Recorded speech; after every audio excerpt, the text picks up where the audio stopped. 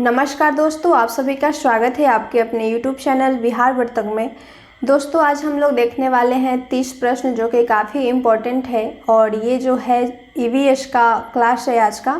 और हम लोग बिल्कुल बेटर तरीके से क्वेश्चन को समझते हुए किया जाएगा। और अगर आपको लगे कि नोट करना है तो नोट कर लीजिएगा, क्योंकि EVS में कैसे प्रश्न आते हैं आइए हम लोग देखते हैं। और बहुत से क्वेश्चन को देख चुके हैं, आगे आप क्वेश्चन आंसर करते रहें और आपका जो एग्ज़ाम है यहीं से रिपीट होता है क्वेश्चन, ध्यान दीजिएगा, ठीक है। क्वेश्चन देखिए, फर्स्ट क्वेश्चन है आपका टेपियोका। टेपियोका कहने का अर्थ आप सीधे आपको माइंड में बन गया होगा क्या, केरल। ऐसा आपको माइंड में कर लेना है। टेपियोका की जब भी बात करें या फिर नारियल की बात करें तो कहाँ जाता है, केरल में। इस तरह से आप कनेक्ट करके याद रख सकते हैं। आइए पहले क्वेश्चन को पढ़ लेते हैं, उसके बाद आंसर किया जाएगा, ठीक है। टेपियोका को कसावा भी कहा जाता है। तो यहाँ पे देखिए, पौधा का खाने योग्य जो हिस्सा है, टेपियोका का खाने योग्य जो हिस्सा है उसको यहाँ पे फिल करना है।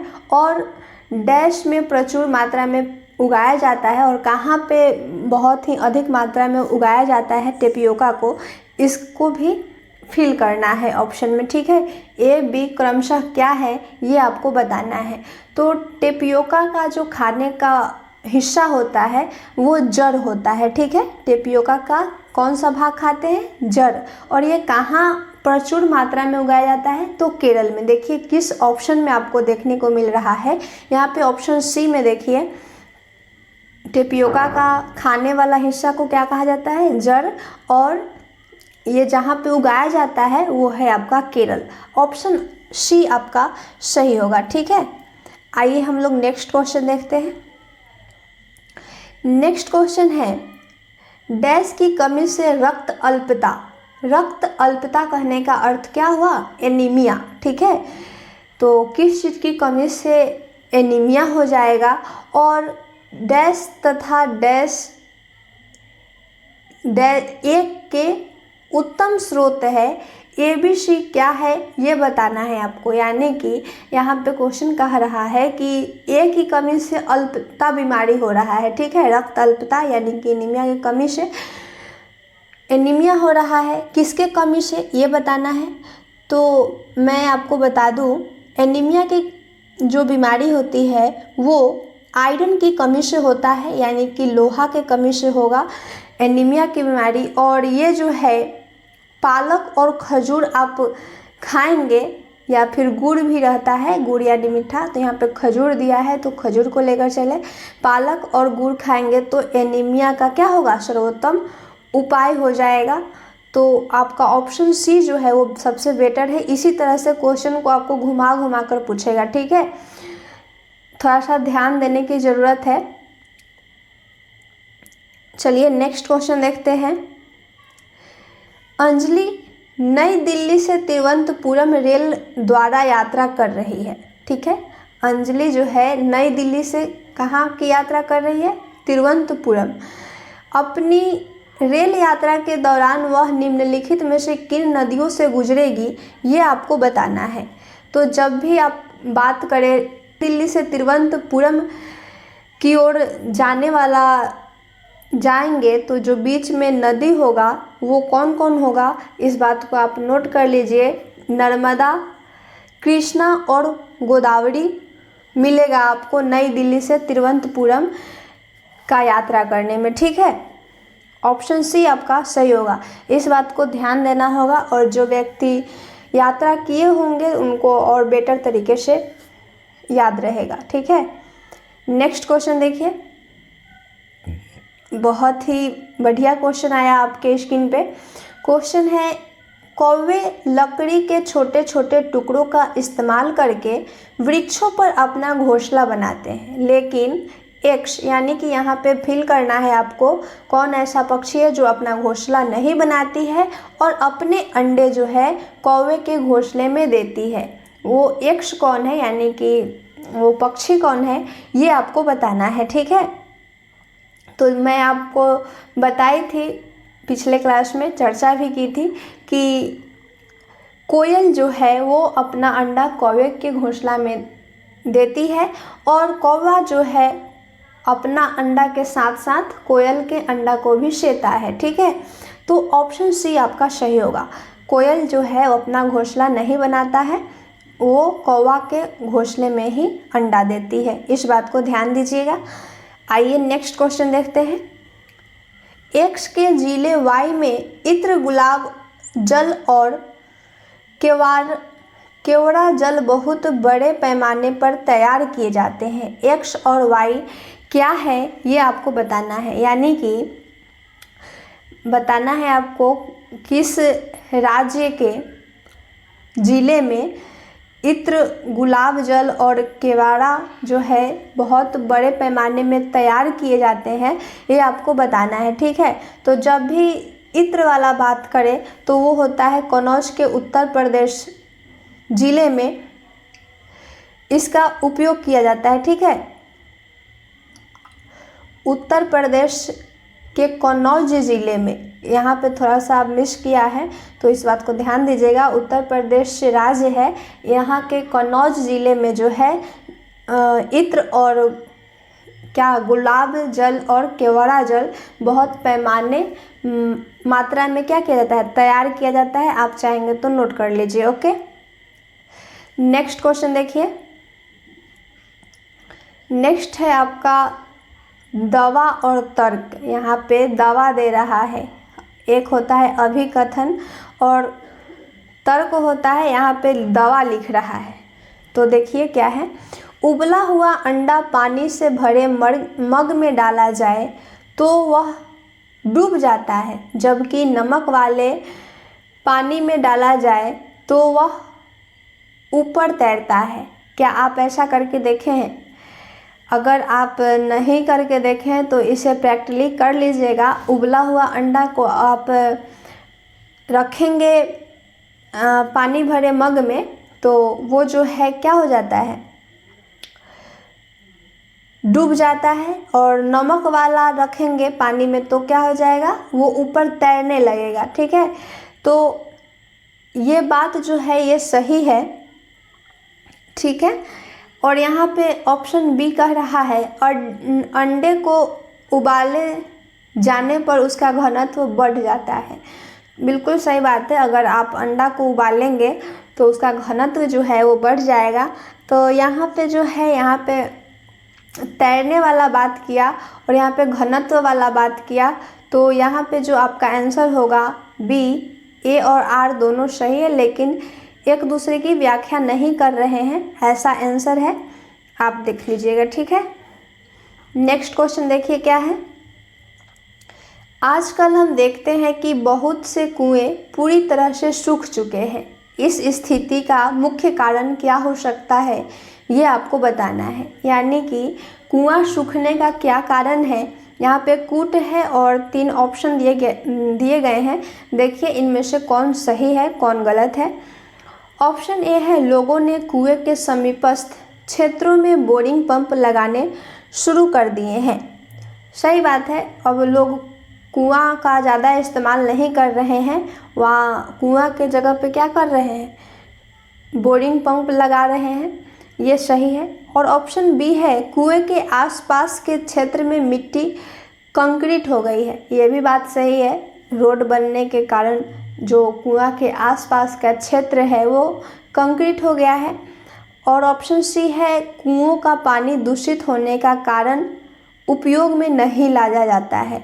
तो कुआं का दूषित होना यहाँ पे नहीं पूछ रहा है, क्यों सूख रहे हैं, क्यों सूख चुके हैं, इसके बारे में पूछ रहा है। ठीक है, तो यहाँ पे ए और बी जो है वो सही हो रहा है और सी गलत है।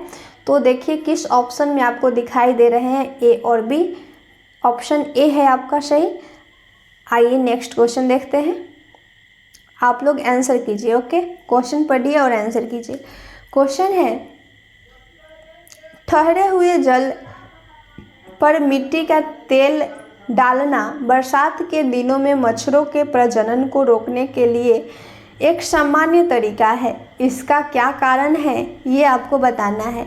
यहाँ कह रहा है क्वेश्चन कि अगर कहीं नाली में पानी इकट्ठा हो गया है तो वहाँ पे अगर आप मिट्टी तेल डालेंगे तो मच्छर का प्रजनन जो है वो कम हो जाएगा। उसको रोकने का एक सामान्य तरीका है, इसका क्या कारण हो सकता है ये बताना है आपको। यानी कि अगर आप मिट्टी का तेल डालते हैं तो उससे क्या प्रभाव पड़ता है मच्छर के ऊपर ये बताना है। ओके, ऑप्शन ए है आपका, मिट्टी के तेल में मच्छरों को ऑक्सीजन की आपूर्ति बाधित हो जाती है। ये बिल्कुल सही बात है। अगर किसी ठहरे हुए पानी में आप तेल डालेंगे, मिट्टी तेल, तो क्या हो जाएगा, मच्छर जो है ऑक्सीजन नहीं ले पाएगा, उसे ऑक्सीजन लेने में बाधित महसूस होगा, इसलिए उसका प्रजनन जो है वो कम हो जाता है। ठीक है, और ऑप्शन सी दे दिया है यहाँ पे और तब भी दिया है। अच्छा देख लीजिए क्या है, ऑप्शन सी में कह रहा है मिट्टी के तेल में एक ऐसा पदार्थ होता है जो मच्छरों को मार देता है। ऐसा नहीं है मिट्टी के तेल में कि उसमें कोई पदार्थ मिलाया गया हो जो मच्छर को मार दे, ऐसा नहीं है। ठीक है, वो जो होता है अगर मिट्टी का तेल डालिएगा तो क्या हो जाएगा, वो ऑक्सीजन लेने में उसको कठिनाई होगी, इसलिए मच्छर मर जाते हैं। और ऑप्शन बी कहा मच्छर मिट्टी के तेल में फंस जाते हैं, ऐसा भी नहीं है।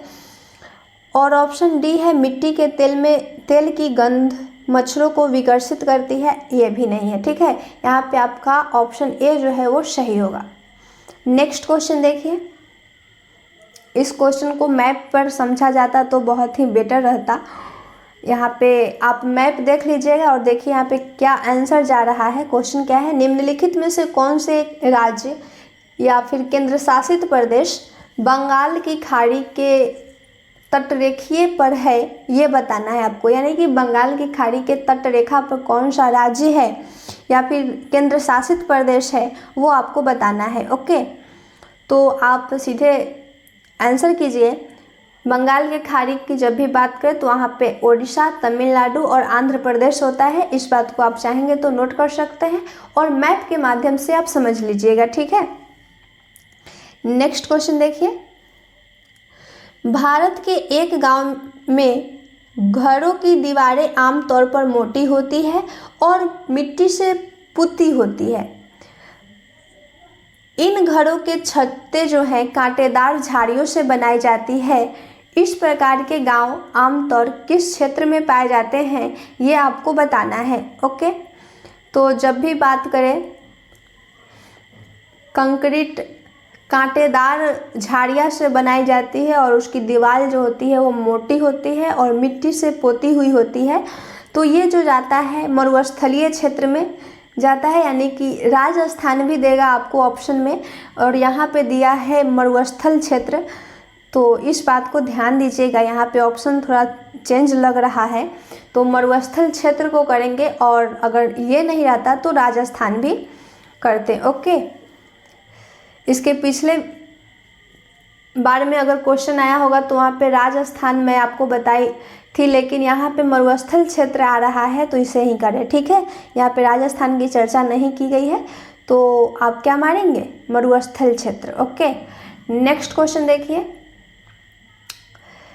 शकरकंदी एक जड़ है। क्या शकरकंदी एक जड़ होता है ये बताइए आप। ये बिल्कुल सही बात है, शकरकंदी जो होता है एक जड़ होता है। और अब तर्क क्या कह रहा है, यह भोजन संग्रहित करती है। शकरकंदी जो है भोजन के रूप में किया जाता है, ये भी बात सही है। तो ऑप्शन आपका दोनों सही है, ए और आर दोनों सही है, लेकिन आर जो है ए की ठीक से व्याख्या नहीं कर पा रहा है, इसलिए आपका ऑप्शन जो होगा वो बी पर जाएगा। ओके, नेक्स्ट क्वेश्चन देखिए क्या है।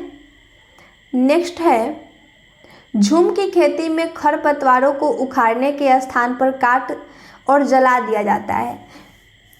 बिल्कुल सही बात है, झूम की खेती मिजोरम में होती है, तो वहाँ पे जो है खरपतवार को उखाड़ा नहीं जाता है, उसको काट करके जला दिया जाता है और जो राख जो होता है वो खादर के रूप में प्रयोग किया जाता है।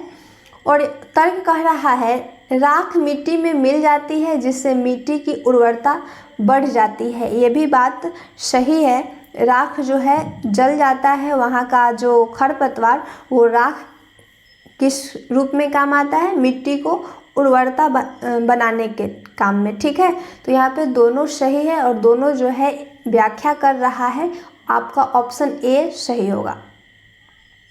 नेक्स्ट क्वेश्चन देखिए, यहाँ इसमें बहुत सारे दिया है तर्क और अभिकथन। चलिए इसको करते हैं अच्छे तरीके से, इसमें बहुत ही बेटर तरीके से नंबर आता है अगर आप अच्छे से कर दिए तो। कह रहा है केंचुआ किसानों का सबसे अच्छा मित्र माना जाता है। तो ये बात बिल्कुल सही है, केंचुआ जो है किसानों का सबसे अच्छा मित्र माना जाता है। और तर्क में है केंचुआ खरपतवार को नष्ट करते हैं। तो ऐसा नहीं है, केंचुआ जो है खरपतवार को नष्ट नहीं करते हैं, वो मिट्टी को पोली करते हैं। ठीक है, तो यहाँ पे आपका तर्क जो है वो गलत है। ओके, ए सही है और आर गलत है। ऑप्शन सी में आपको दिख रहा है, ऑप्शन सी करें। यहाँ पे ऑप्शन इधर उधर किया है इसलिए ध्यान से करना होगा। ठीक है, ऑप्शन इधर उधर कर दिया है, आप लोग थोड़ा ध्यान से करें। यहाँ पे ए सही है और आर गलत है। ओके, नेक्स्ट क्वेश्चन देखिए क्या है। राजीव अपने घर में कंपोस्ट यानी होता है वनस्पतिक खाद बनाना चाहता है। निम्नलिखित में से कौन से अपशिष्ट पदार्थ उसको कंपोस्ट पिट में डालने चाहिए, ये बताना है आपको। यानी कि राजीव जो है अपने घर पे ही कंपोस्ट बनाना चाह रहा है, तो वो कंपोस्ट बनाने के लिए कौन से अपशिष्ट पदार्थ का उपयोग करेगा, ये आपको बताना है। ठीक है, तो कंपोस्ट बनाने के लिए आप वनस्पति का छिलके का प्रयोग करेंगे, छनी हुई चाय की पत्तियां और कागज़ का प्रयोग करेंगे। ओके, आपका ऑप्शन बी जो है बिल्कुल सही है। अंडे के छिलका का प्रयोग नहीं करना है, ना ही पॉलीथीन का और ना ही दूध के पैकेट का। ये तो पॉलीथीन का तो उपयोग करना ही नहीं है खाद में, इस तरह से आप छांट सकते हैं। यहाँ पे आपको मिल गया ऑप्शन बी सही है। ओके, नेक्स्ट क्वेश्चन देखिए। नेक्स्ट है आपका बीज क्या है इसके बारे में बताना है। बीज सजीव है क्योंकि वह पौधे का भाग है। तो यहाँ पे इतना सही नहीं लग रहा है, आगे पढ़िए क्या है। चारों ऑप्शन को पढ़कर आपको आंसर करना है, सबसे बेटर जो होगा उसी को करना है। ठीक है, किसी क्वेश्चन में आप देखेंगे चारों ऑप्शन सही दिख रहे हैं, लेकिन उसमें से किसे करूं, ऐसे सस्पिशन में आप आ जाते होंगे। लेकिन आपको सस्पिशन में नहीं आना है, सबसे बेटर जो आपको लगे उसी को करना है। ठीक है, क्या है ऑप्शन ए, बीज सजीव है क्योंकि यह पौधे का भाग है। नेक्स्ट ऑप्शन है निर्जीव है क्योंकि हम इसको पका सकते हैं। और ऑप्शन सी है सजीव है क्योंकि यह पौधे में वृद्धि कर सकता है। और ऑप्शन डी है निर्जीव है क्योंकि यह श्वसन नहीं करता है। तो मैं आपको बता दूं, बीज जो है यह एक सजीव है क्योंकि यह जो है एक पौधे में वृद्धि कर सकता है। अगर आप बीज को डालिएगा मिट्टी में तो वो पौधे को वृद्धि करने लगेगा। ठीक है, इसलिए उसे इस तरह से समझ लीजिए कि बीज क्या है, सजीव है। ओके, आपका ऑप्शन सी सही होगा। नेक्स्ट क्वेश्चन देखिए, कूट है, अच्छे से करना है। एक पर्यावरण अध्ययन शिक्षक के द्वारा बच्चों के आकलन में निम्न में से क्या किया जाना चाहिए, ये आपको बताना है। आप ईवीएस के अध्यापक हैं, तो आप अपने बच्चों का आकलन के लिए क्या करेंगे ये आपको बताना है। यहाँ पे 4 ऑप्शन दिए गए हैं, पढ़िए और आंसर कीजिए कि कौन कौन सही हो रहा है। और ऑप्शन ए है बच्चों के बारे में गुणात्मक कथन लिखना। तो आकलन के लिए गुणात्मक कथन लिखना है। ठीक है, बच्चों के सिर्फ कुछ ही पक्षों पर केंद्रित होना, तो ये आपका गलत है। कुछ ही पक्षों पर क्यों केंद्रित होंगे, सभी पक्षों पर आप केंद्रित होइए।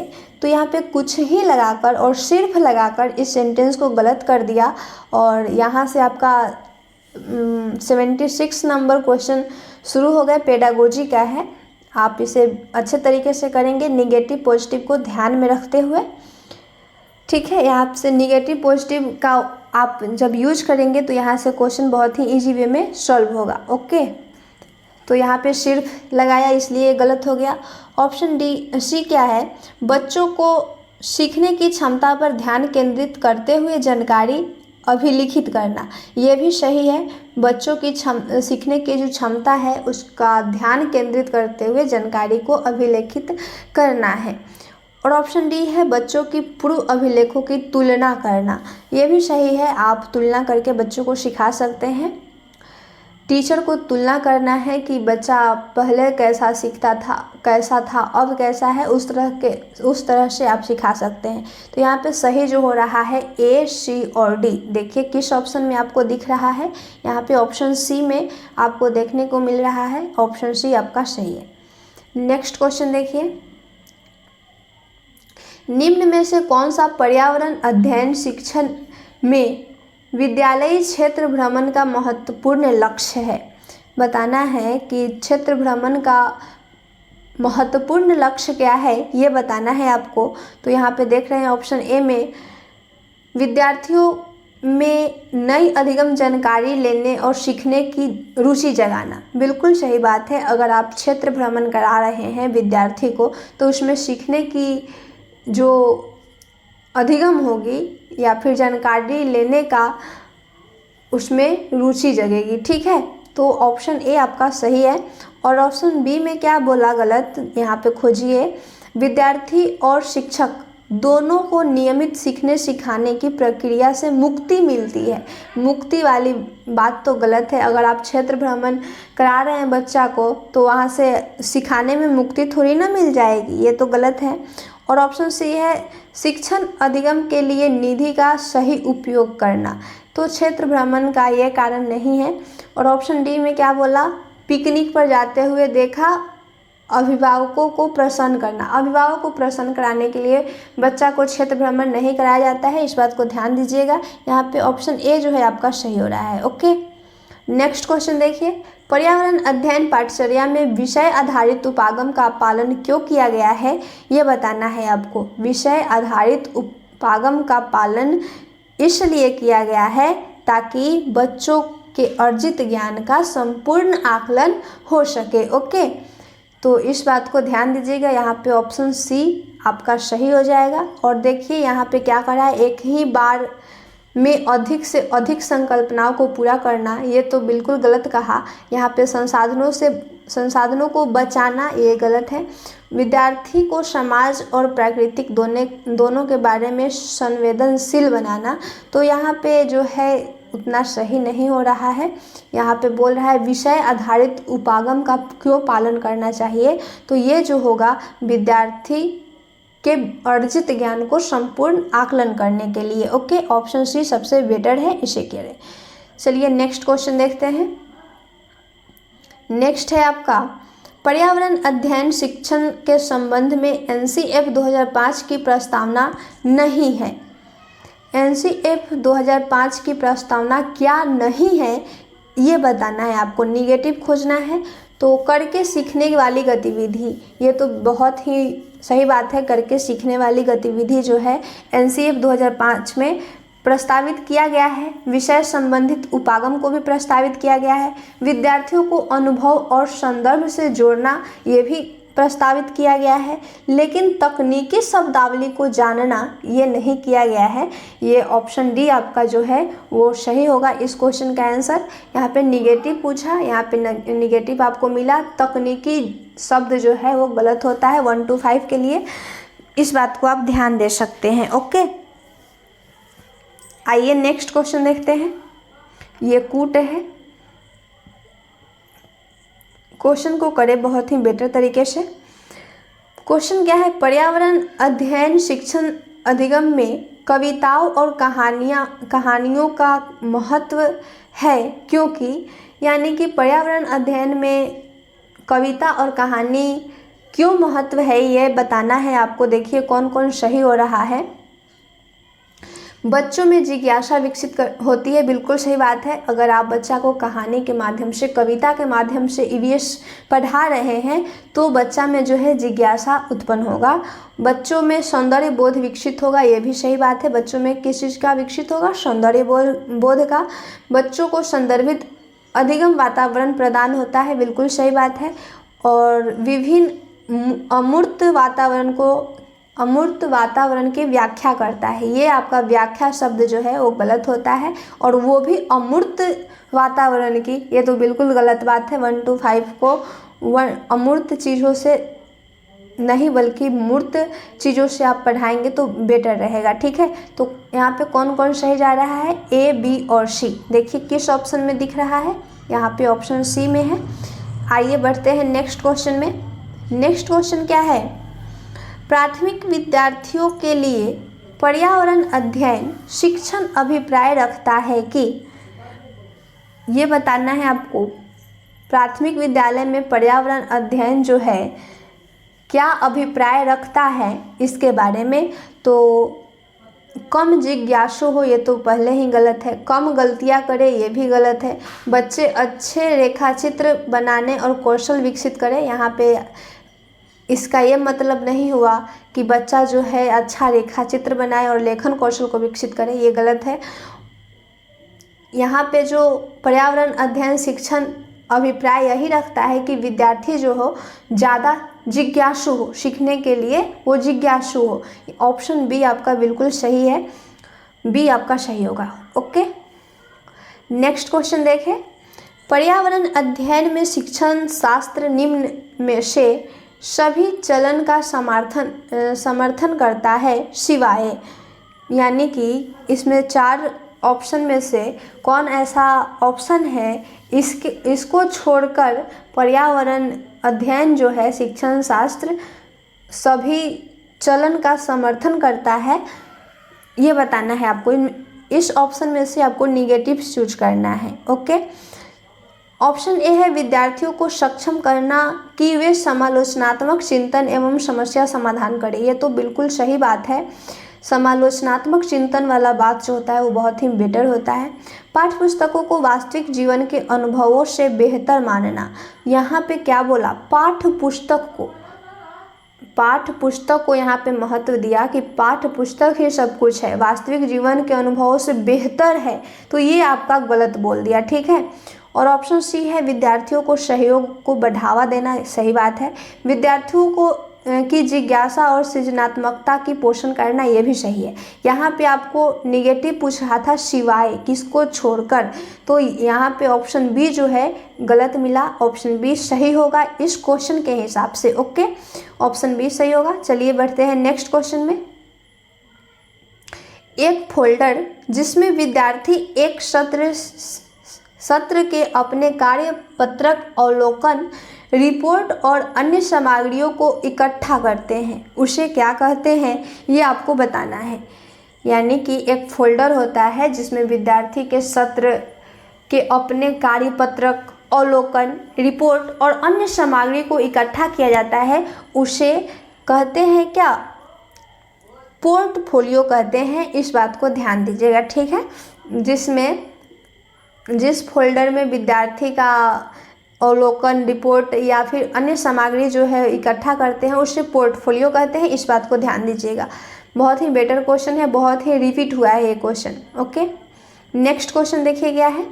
प्राथमिक स्तर पर पर्यावरण अध्ययन में अध्यापन अधिगम के लिए समुदाय जरूरी क्यों है? यानी कि ईवीएस की शिक्षा के लिए समुदाय क्यों जरूरी है, ये आपको बताना है। ऑप्शन ए है यह आसानी से उपलब्ध संसाधन है। ये कारण नहीं हो सकता है कि आसानी से जो संसाधन मिल रहा है इसका ये सटीक कारण नहीं हो सकता है। और ऑप्शन बी कह रहा है इसमें बड़े और समझदार लोग रहते तो हैं, लेकिन ये भी इतना इम्पोर्टेंट नहीं लग रहा है। और ऑप्शन सी है यह वास्तविक परिवेश में सीखने का मौका देता है। बिल्कुल सही बात है। पर्यावरण अध्ययन पर्यावरण का जब आप अध्ययन करेंगे तो उसके लिए समुदाय जरूरी है, क्योंकि समुदाय जो है वास्तविक परिवेश में सीखने का मौका देता है। ठीक है, और यहाँ पे ऑप्शन डी में क्या गलत किया, ऑप्शन डी में खर्च की आवश्यकता नहीं होती है, ये आपका गलत है। ठीक है, यहाँ पे ऑप्शन सी जो है वो सही हो रहा है, ध्यान दीजिएगा। नेक्स्ट क्वेश्चन देखिए क्या है, कूट है, इसको अच्छे से करें कूट को। क्वेश्चन है, एक पर्यावरण अध्ययन की पाठ्यपुस्तक निम्नलिखित में से कौन सी विशिष्टता दर्शाती है, ये बताना है आपको। 4 ऑप्शन दिए गए हैं, देखिए कौन कौन सा सही है।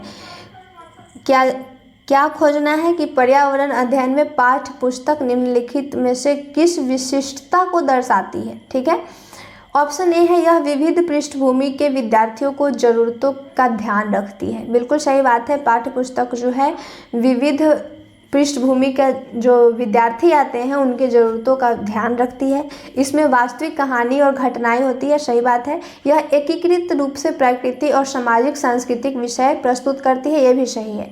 यह अमूर्त संकल्पनाओं की व्याख्या पर केंद्रित करता है। मैं अभी बताई हूँ आपको, व्याख्या वर्ड जो है वो गलत होता है, वो भी अमूर्त संकल्पनाओं के, ये आपका बिल्कुल गलत है। कौन कौन सही हो रहा है, ए, बी और सी। देखिए किस ऑप्शन में आपको ए, बी, सी दिख रहा है, ऑप्शन ए, ऑप्शन ए आपका सही होगा। नेक्स्ट क्वेश्चन, पर्यावरण अध्ययन पुस्तकों में विभिन्न प्रकरणों में आओ करके सीखे का उद्देश्य है। आओ करके सीखे, इसका क्या उद्देश्य है ये आपको बताना है। विद्यार्थियों को संलग्न करने की, ये नहीं है। आओ करके सीखे, इसका उद्देश्य है विद्यार्थियों को करके सीखने का अनुभव प्रदान करना, ये बहुत ही बेटर है। यहाँ पे करके सीखे, यहाँ पे भी करके सीखने वाला बात कर रहा है, बहुत ही बेटर जाएगा। ठीक है, यहाँ पे शब्दावली वाली बात की, ये गलत हो जाएगा। परीक्षा में बात की, ये भी गलत हो जाएगा। ठीक है, यहाँ पे जो सही हो रहा है आपका ऑप्शन बी। ओके, आइए नेक्स्ट क्वेश्चन देखते हैं। क्वेश्चन है, निम्न में से कौन से पर्यावरण अध्ययन के उद्देश्य है। पर्यावरण अध्ययन के क्या उद्देश्य हो सकते हैं, ऑप्शन देखिए और आंसर कीजिए। यहाँ पे कूट लग रहा है, कूट है, देखिए और आंसर कीजिए। विद्यार्थियों को मुख्य बिंदुओं को याद करने और उनमें अंतर करने के लिए तैयार करना। तो ऐसा नहीं करना है, आप टीचर बनने वाले हैं, याद कराने वाला बात तो करना ही नहीं है, बच्चा को रटाना नहीं है, पर्यावरण का ये उद्देश्य नहीं है। ठीक है, ऑप्शन ए तो आपका छट गया। और ऑप्शन बी है, विद्यार्थियों को प्रश्न पूछने के लिए प्रेरित करना चाहिए। बिल्कुल सही बात है, विद्यार्थी जब प्रश्न पूछेगा तो उसका समस्या का समाधान जो है बहुत ही बेटर तरीके से होगा। ऑप्शन बी आपका सही कह रहा है। और ऑप्शन सी है, विद्यार्थियों को एक दूसरे की संस्कृति को अस्वीकार करने के लिए तैयार करना चाहिए। तो यहाँ पे अस्वीकार वाला बात कहा, ये आपका गलत हो जाएगा। सभी संस्कृति को स्वीकार करना है, ठीक है, अस्वीकार नहीं करना है, यहाँ पे गलत है।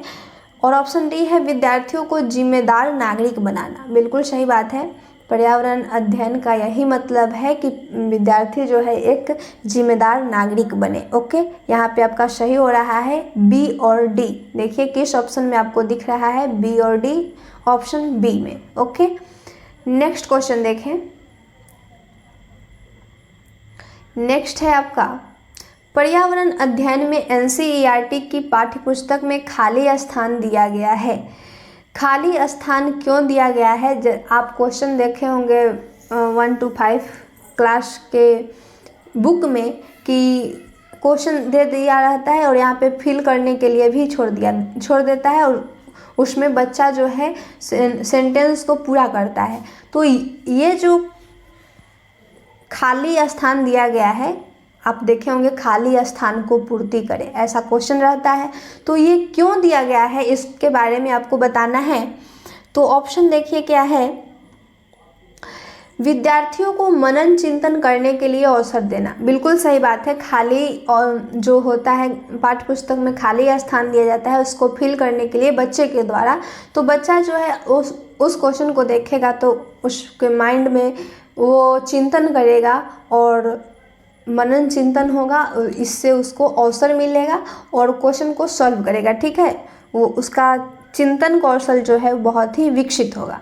और ऑप्शन बी में क्या गलत किया, व्याख्या शब्द गलत होता है। यहाँ पे मुख्य बिंदुओं को परिभाषित करना ये भी गलत है, और अधिक संख्या में अभ्यास पत्र शामिल करना ये भी गलत है। यहाँ पे आपका ऑप्शन ए जो है वो सही होगा। ओके, नेक्स्ट क्वेश्चन देखिए क्या है, कूट है। कक्षा 1 और 2 के पर्यावरण अध्ययन में NCF 2005 ने कोई पाठ्य पुस्तक निर्धारित नहीं की है। इसका सर्वाधिक उपयुक्त कारण क्या हो सकता है, ये आपको बताना है। यानी कि कक्षा 1 और 2 में जो है NCF 2005 के द्वारा कोई पाठ्य पुस्तक निर्धारित नहीं की गई है, इसका क्या कारण हो सकता है, यहाँ पे पढ़िए ऑप्शन और आंसर कीजिए। ऑप्शन ए है विद्यार्थी संदर्भित अधिगम परिवेश से सीखते हैं, बिल्कुल सही बात है। 1 और 2 क्लास का बच्चा जो है वो परिवेश से सीखता है, ये आपका सही है। और बी कह रहा है कक्षा 1 और 2 के विद्यार्थी पर्यावरण अध्ययन सीखने के लिए बहुत छोटे हैं। ऐसा नहीं है, कक्षा 1 और 2 का विद्यार्थी है वो भी पर्यावरण सीखेगा, ये आपका गलत कहा। और ऑप्शन सी है पर्यावरण अध्ययन कक्षा के उपरांत उपयुक्त है, ये भी आपका उतना सही नहीं है, ये गलत है। कक्षा 1 और 2 में क्यों शामिल नहीं किया गया है ये बताना है, सी भी गलत हो रहा है। और ऑप्शन डी है प्राथमिक स्तर के बच्चों को पाठचर्या के भार को कम करना, तो ये सही है। कक्षा 1 और 2 का विद्यार्थी जो है वो कितना पाठ्य पुस्तक पढ़ेगा, उसका भार जो है वो कम होता है, ये भी सही है, ठीक है। तो यहाँ पे सही हो रहा है ए और डी सही होगा, ठीक है। कक्षा 1 और 2 के लिए भार कम करना सही जाता है, इस बात को नोट कर लीजिएगा। लेकिन 5 या फिर 4 क्लास का बच्चा का अगर आप सिलेबस का भार कम कर रहे हैं तो ये गलत हो जाएगा। क्वेश्चन के हिसाब से आपको आंसर करना पड़ता है, इस बात को ध्यान दीजिएगा, ठीक है। आइए नेक्स्ट और लास्ट क्वेश्चन देखते हैं। लास्ट है क्वेश्चन, बहुत ही बेटर तरीके से किया जाएगा क्वेश्चन को। क्वेश्चन पढ़िए और आंसर कीजिए आप लोग। एक दक्ष पर्यावरण अध्ययन शिक्षक वह है जो ऐसे शिक्षा शास्त्रीय प्रक्रियाओं का उपयोग करता या करती है जो बच्चे के वास्तविक जीवन से संबंधित हो। ये भी सही लग रहा है, लेकिन पूरे ऑप्शन को पढ़िए उसके बाद आंसर कीजिएगा जो सबसे बेटर हो। ऑप्शन बी है वास्तविक विषय से संबंधित हो, ये भी सही है। विद्यालय से वास्तविक तौर पर संबंधित हो, ये भी सही है। वास्तविक तौर पर बच्चों के जीवन और विषय से संबंधित हो, ये भी सही है। अब बताइए कौन सा ऑप्शन आप लोग कीजिएगा, सब तो सही ही लग रहा है। तो यहाँ पे ऑप्शन डी में जो है सभी बात को इसमें समाहित कर दिया है कि वास्तविक तौर पर बच्चों के जीवन और विषय से संबंधित हो ऐसा शिक्षण शास्त्री प्रक्रियाओं का उपयोग करना है, ठीक है। ऑप्शन डी आपका सबसे बेटर है, इसे मारिए। और ऑप्शन ए बी सी सब सही थे, लेकिन सबसे ज़्यादा जो है वो ऑप्शन डी है, सब बात इसी में कह दिया है, ऑप्शन डी सही होगा। आज का 30 प्रश्न ख़त्म हो चुका, और आप लोग नए होंगे चैनल पे तो सब्सक्राइब कर लीजिए, अपने फ्रेंड्स में शेयर कर दीजिए एक बार। मिलेंगे नेक्स्ट वीडियो में नेक्स्ट टॉपिक के साथ। जय हिंद।